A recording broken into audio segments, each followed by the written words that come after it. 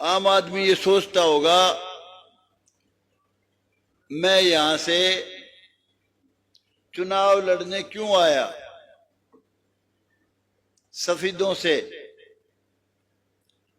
मेरा मानना है जगह वही अच्छी होती है, मोहल्ला वही अच्छा होता है, गांव वही अच्छा होता है जहां सारे बसें। गुरु रविदास जी की बात मैं कभी भूलता नहीं। कहते थे ऐसा चाहूं राज में जहां मिले सबन को अन्न, ऊंच नीच सम बसे रहे रविदास प्रसन्न। तो आपकी जो ये जमीन है सफीदों कॉन्स्टिट्यूएंसी जो है ये बहुत ही बढ़िया कॉन्स्टिट्यूएंसी है। यहां सारे बसे हैं भाई।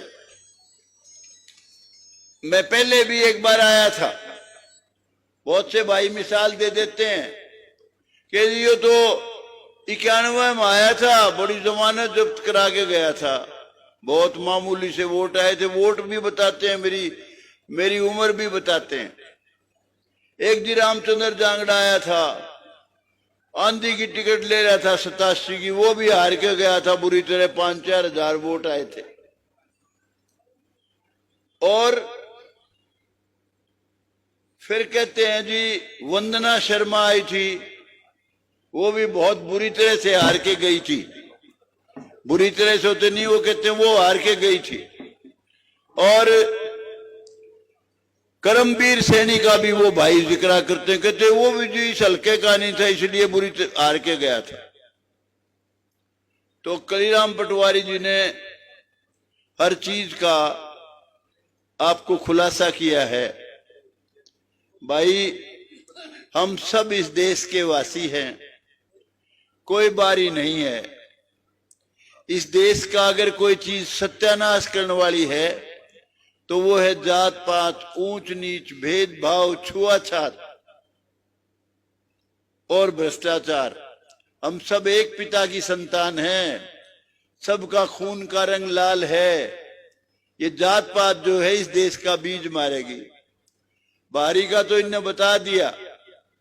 चोई देवीलाल ने राजस्थान से भी जा लड़ा, पता नहीं कितनी कॉन्स्टिट्यूएंसियों से लड़ा, कभी सोनीपत से लड़ गए।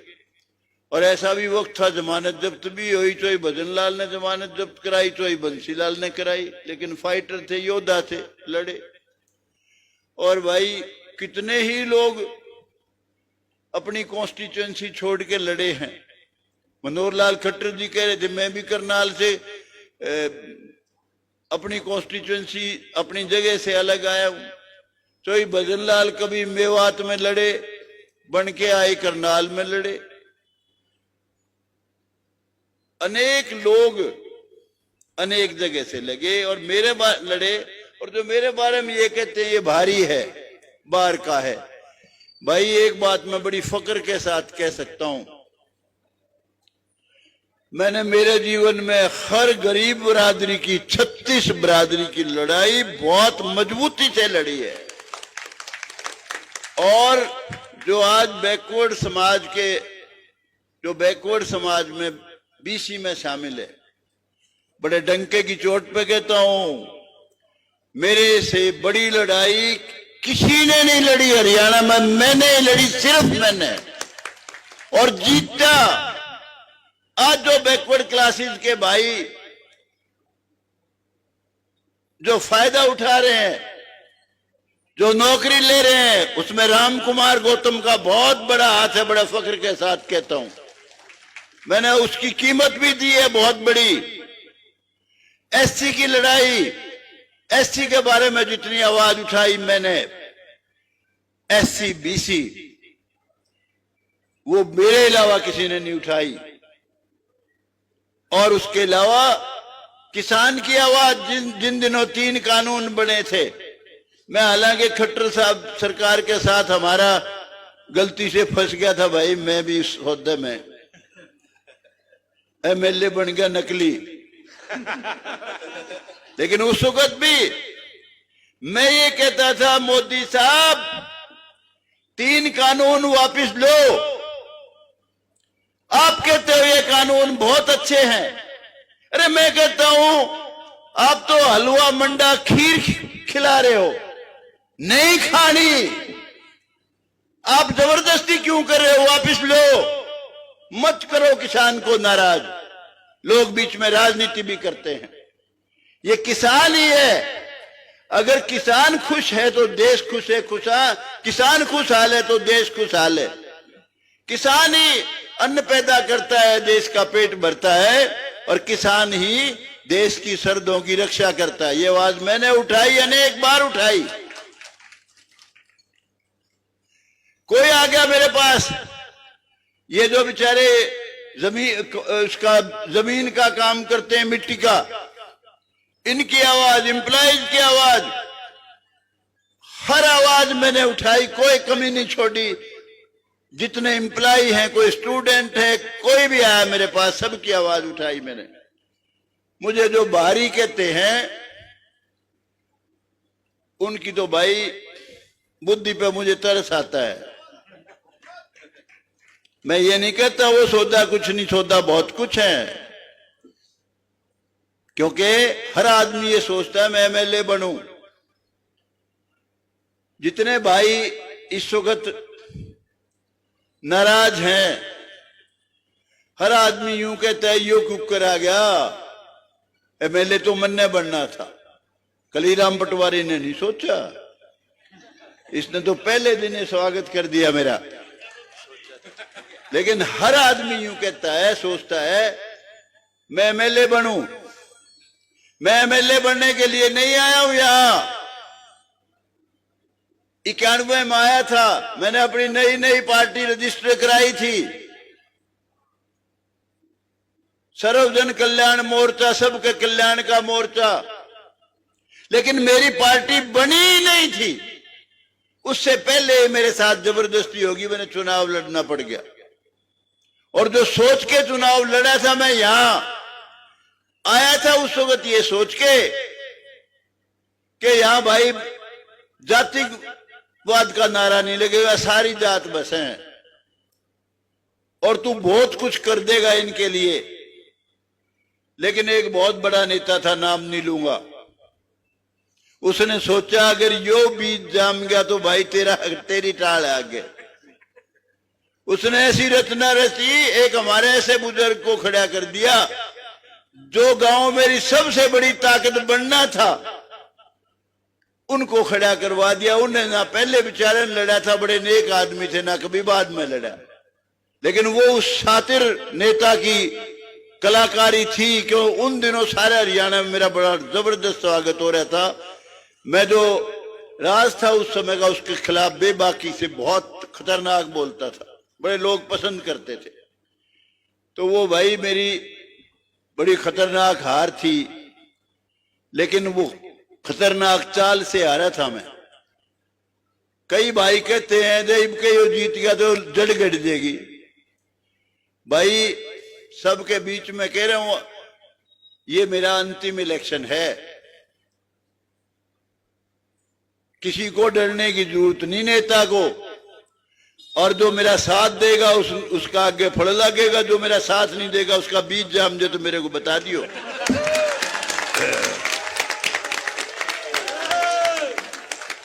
मैं जिस तरह राजनीति में दलाल घूम रहे हैं, दलाल नहीं हूं।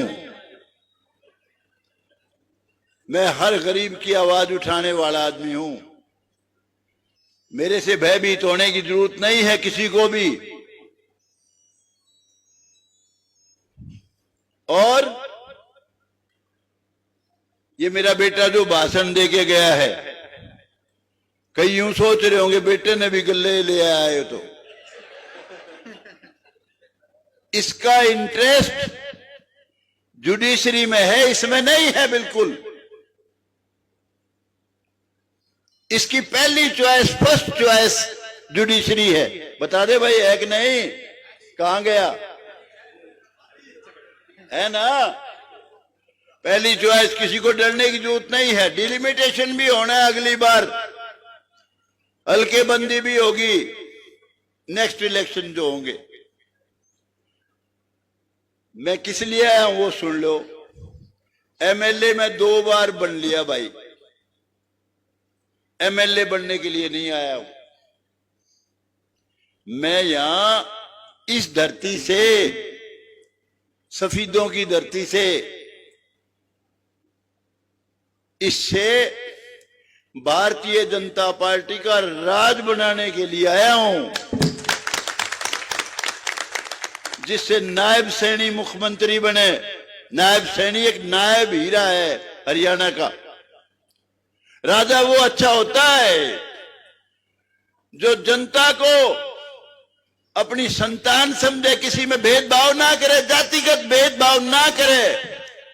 मुझे यकीन है नायब सैनी बहुत ही बेहतरीन चीफ मिनिस्टर साबित होगा।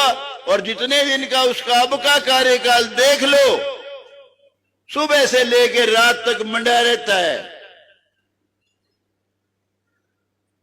मैं इसका दोबारा राज बनाने के लिए आया हूं, भारतीय जनता। और वो आप बनाओगे। वो कैसे बनाओगे वो भी बताता हूं। मुझे और जगह से भी कहा गया, फलानी जगह से लड़ लो, नाम नहीं लूंगा, फलानी से लड़ लो, फलानी से लड़ लो, कई ऑफर थी। मैंने कहा बिल्कुल नहीं लड़ूं, मैं एमएलए बनने के लिए ही लड़ता रहा रात दिन, और उसका भी तसल्ली नहीं। मैंने सब कुछ करके देख लिया। अंत में जाके जात पात का नारा लग जाता है। मैंने कहा मैं ऐसी जगह से इलेक्शन लड़ना चाहता हूं जहां के लोग मुझे एमएलए बहुत थंपिंग मेजोरिटी से बना दें, बिना ताकत लगाए बना दे, बिना मुशक्कत के बना दे। मैं अपना सारा समय हरियाणा में बीजेपी पार्टी को राज में लाने के लिए लगा दूं, नायब सैनी को मुख्यमंत्री बनाने के लिए लगा दूं। इसलिए आया हूं मैं, और मैं आपसे उम्मीद भी यही करता हूं भाई, आपने खुद ने खड़ा होकर इलेक्शन लड़ना है। जो मेरे खिलाफ जो भाई प्रचार कर रहे हैं, बहुत बेहुदा प्रचार है। मैं सबका भला चाहने वाला आदमी हूं। आप यूं सोच लो, खड़े होकर इलेक्शन लड़ोगे, लगेगा हरियाणा में पहली सीट सबसे मार्जिन की जीत की सफीदों है, तो सारे हरियाणा में आंधी फैला दूंगा इस बीजेपी की। और ये जो कई भाई कहते हैं ना कांग्रेस पार्टी होगी, कांग्रेस का बीज भी नहीं जमेगा, लिख लो ये बात। किस बात के नाम किया होगी, सारा देखा बड़ा सांग है। जो आज राज की लड़ाई लड़ रहे हैं वो पहले का रिजेक्टेड माल है सारा। जानते हैं वो किस तरह का राज चलाते। मैं ज्यादा खराब उनके खिलाफ बात नहीं कहूंगा, मेरे उससे अच्छे ताल्लुक हैं। मैं कहना हूं तो पता नहीं क्या क्या कह सकता हूं, लेकिन मैं कहना नहीं चाहता। मैं उसको नफरत भी नहीं करता। इंसान अच्छा है, लेकिन भाई आले जो आले निराए लंगड़े का रिजेक्टेड माल है, सौदा है कुछ नहीं। इसलिए वो सबको सबका हक नहीं दे सकता, और जो आदमी सबको सबका हक नहीं दे सकता उसको चीफ मिनिस्टर बनने का कोई हक नहीं है। कई भाई नाम लेंगे किसान किसान। ईश्वरे से भी पूछा था मैंने, दुष्यंत से, जब मेरे पास आया, ये आया, इसके पिताजी आए, मैं नाट गया था। मगर तू राज के साथ चलाओगा, तेरे दादा चलाओगा क्यों किसान वाला? निबला जी ना, मैं तो आप जो कहोगे 36 बरादरी का करूंगा। नाम लेंगे किसान का, जात पात का जहर फैलाएंगे, लूट पाट करेंगे, और धंधा ही कुछ नहीं है। इसलिए भाई राज बनाना है बीजेपी का, नायब सैनी को मुख्यमंत्री बनाना है, और मुझे फुर्सत दियो। अगर 5, 7, 10 दिन में हरियाणा में ये महसूस करा दिया आपने कि भाई राम कुमार गौतम का तो कोई मुकाबला ही नहीं है, देख लेना बीजेपी की आंधी चलेगी, कांग्रेस दिखे नहीं की। क्योंकि राज वो चाहिए जो सबके सिर का हो, सुबह उठता है किसी बरादरी का आदमी हो, वो ये महसूस करे कि चीफ मिनिस्टर मेरा है, राज मेरा है। देखिए मनोहर लाल खट्टर जी को कोई कुछ कहो, कुछ कमियां भी रह जाती हैं, रही भी हैं थोड़ी सी, और वो कमी पूरी करेगा नायब सैनी, हम करवाएंगे उससे पूरी थोड़ी सी। लेकिन जो काम किए हैं खट्टर साहब ने वो तो बहुत ही जबरदस्त काम करे हैं। गरीब आदमी का बच्चा जो ढूंढता था, पैसे भी नहीं है, सिफारिश भी नहीं है, सिपाही कैसे लगा होगा, छोरा तो एमए बीएड बीए कर गया, वो मनोहर लाल खट्टर के राज में डीएसपी लगा, सब इंस्पेक्टर लगा, इंस्पेक्टर लगा। अनेक गरीब घरों के बच्चे मैं जानता हूं। ये रवायत शुरू की मनोहर लाल खट्टर ने, बहुत काम ऐसे किए। ये इलीगल कॉलोनियों वाले थे, उनके ढा दिया करते, बड़े बनाए, पहले रिश्वत दे दे के बेचारे रजिस्ट्री करा दे, टाउन प्लानिंग वाला, और पता नहीं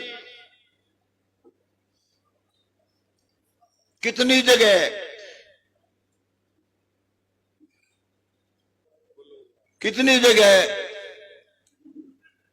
बेचारे डर के जीवन गुजारते थे। मनोहर लाल खट्टर ने सारी इलीगल कॉलोनी लीगल बना दी, बहुत बड़ी बात है ये। उसके अलावा एक पार्क बनाया सुभाष चंद्र बोस का, निरे सांप हंडा कर दे उड़े को। अब एमएलए हॉस्टल जाते हो तो सुभाष चंद्र बोस की शक्ल दिखती है, पहले तो वैसे खुश हो जाते हो, फिर उस पार्क में घूमते हो, आपको बहुत अच्छा लगता है। सारे काम ज्यादा बता नहीं सकता, बहुत अच्छे से अच्छे काम किए खट्टर साहब ने। नायब सैनी ने फिर जो कमी पेशियां थी वो दूर करने की कोशिश की, लेकिन थोड़ा समय था। कई कार्यकर्ता यूं कहते थे जी मेरा छोरा रह गया, मैंने बीजेपी को बनाने के लिए कोई कसर नहीं छोड़ी, सारी जिंदगी लगा दी, मेरा बच्चा घर बैठा है, सारी कमी पेशी यो करेगा पूरी नायब सैनी, ये कसरे नहीं छोड़े। क्यों हम छोड़ने को अंधे? उसका इरादा भी है काम करने का। जो आदमी सुबह से रात तक लगा रहता है, 12-12 बजे 1-1 बजे पब्लिक डीलिंग करता है, साधारण आदमी नहीं है, वो हीरा है। और देखने में देखो छोरा ऐसा लगे जैसे गंगा किनारे वाला हो, कितना खूबसूरत नौजवान है भाई। मुकाबला करो, जो दूसरे मुकाबले में उसका है, उसका मुकाबले में कितना सुंदर नौजवान है। तो भाई मैं उसको चीफ मिनिस्टर बनाने के लिए आया हूं। उठ के ना जाओ, बड़ी कीमती बातें हैं, पेशाब करे तोड़ा आदमी।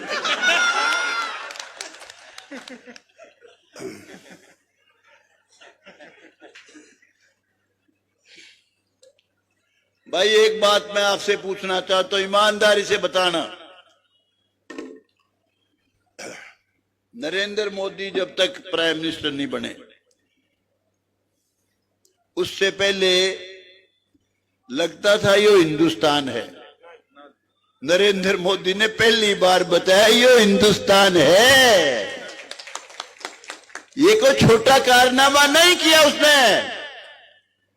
मैं कायल हूं नरेंद्र मोदी का। 370 धारा हटाना, खून की नदियां बह जाएंगी।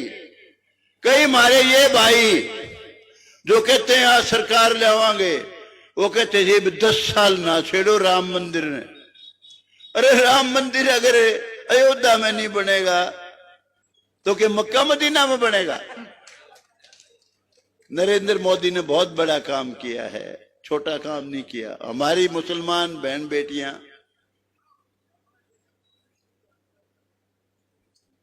तलाक तलाक तलाक, कई बच्चों की 63 साल की उम्र की महिला का सुप्रीम कोर्ट में फैसले के बावजूद राजीव गांधी ने वो कानून ने बना के खत्म कर दिया सुप्रीम कोर्ट के फैसले को। कितना बड़ा काम किया है, ट्रिपल तलाक हटा के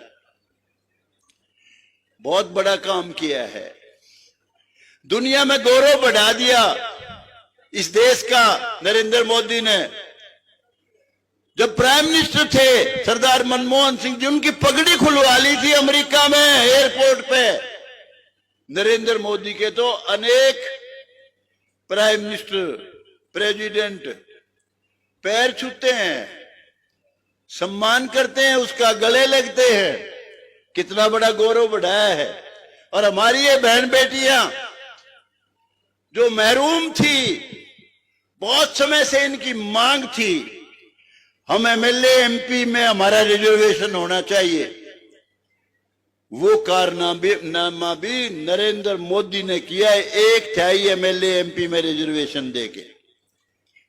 ऐसे ऐसे पार्टी के लोग थे जो उस कागज को फाड़ देते थे महिला रिजर्वेशन वाले को, जो अब विरोध में हैं, जो रोज नारा लगाते हैं। कभी संविधान लेके चलेंगे संविधान, कभी कहेंगे जाति पाति की जनगणना करो। वो एक ने पूछ लिया, उसने अनुराग ठाकुर ने, बोला जात तो बता तेरी पूछनी है। अरे भले आदमियों, इसको जात पात में बांटोगे इस देश को? हमारी सबकी एक जात है भाई, किसी की न्यारी नहीं है। इस देश को दोबारा क्यों गुलाम करना चाहते हो? इस देश को, इसका गौरव बढ़ाओ, ऐसी टुच्ची बातें मत करो। और अपना कार्यकाल देखो, तुमने जब राज किया है तुमने क्या किया था? जब ये जाति पाति तुमने क्यों नहीं जनगणना कराई? आज क्या हो गया? आज कुर्सी से आउट हो गए तो जाति पाति जनगणना। तो भाई बातें बहुत जानता हूं, लेकिन आप बहुत देर से खड़े हो, बैठे हो, खड़े हो कुछ भाई। तो मैं तो आज यही कहना चाहता हूं कि मुझे बहुत थम्पिंग मेजोरिटी से जिताओ, ताकि हम आगे सारे हरियाणा में बीजेपी की सरकार ला सकें। कई कहते हैं जी बोले उरे के करने आया, भाई उरे इसलिए आया हूं कि बीजेपी का राज बनाऊं। एक जगह में फंस के खड़ा हो जाता, कोई के इसकी जात कोई नहीं, कोई के इसकी पात कोई नहीं। उन चीजों से आउट हूं। अब मैं सारे भाई बसे हैं, जहां सब भाई बसे हैं वो सबसे अच्छी जगह होती है। 1 बजे के बैठे हैं लोग, सीआईडी वाला को बोलना है जी एक्चुअल रिपोर्ट भेज दे। और दूसरी बात, सफेदों की जनता पे है डर के साए में, वो डर नहीं रहे होगा। किस चीज का डर है? बदमाशी है यहाँ ज्यादा। अच्छा, ये अभी मुझे बताया इस भाई ने कि यहाँ बदमाशी बहुत है। भाई ये आज बदमाशी तो पैदा हो ही नहीं, ये तो बहुत पुरानी बदमाशी है। लेकिन मैं आपको विश्वास दिलाता हूं भाई, मुझे अगर आपने मौका दिया और बीजेपी को कामयाब किया, देश में हमारी हुकूमत बनी, भाई बदमाश यहाँ नहीं दिखेगा। ये बात दिमाग से निकाल दें।